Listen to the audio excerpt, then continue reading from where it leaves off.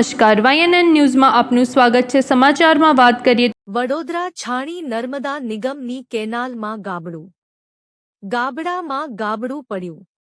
અગાઉ થોડા મહિના પહેલા કેનાલના ગાબડાની મરામત કરાઈ હતી। કેનાલના ગાબડાની મરામતને લઈને તંત્રની કામગીરી પર અનેક સવાલો। કેનાલમાં ગાબડું પડ્યાની જાણ થતાં વોર્ડ નંબર 1ના સ્થાનિક કાઉન્સિલર હરીશ પટેલ દોડી આવ્યા।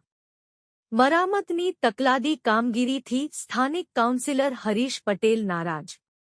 નર્મદા નિગમની કામને થૂંક પટ્ટી જેવી હોવાના કર્યા આક્ષેપો।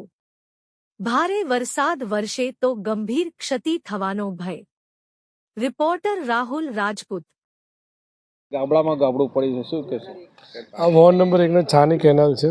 આજથી 2 મહિના પહેલાં મીડિયાના મિત્રો દ્વારા સમાચાર બતાવવામાં ત્યારે એનું રિપેર કામ થયેલું।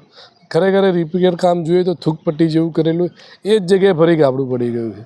એટલે નર્મદા નિગમ એટલી સૂઈ ગયેલી સંસ્થા છે કે મીડિયાના મિત્રો જે જગ્યાએ બતાવે એટલું જ કામ કરવાનું, એની આગળ પાછળ શું છે કોઈ ચેક કરતા નથી। ખરેખર આનાથી વરસાદની આગાહી છે। અત્યારે વરસાદ હેવી વરસાદ પડે તો વોર્ડ નંબર 1ના છાણી વિસ્તાર હોય કે ટીપીધેર આવા તકલાદી કામગીરીને લીધે વોર્ડ નંબર 1ના ઘણા રહીશોનું નુકસાન થયું છે।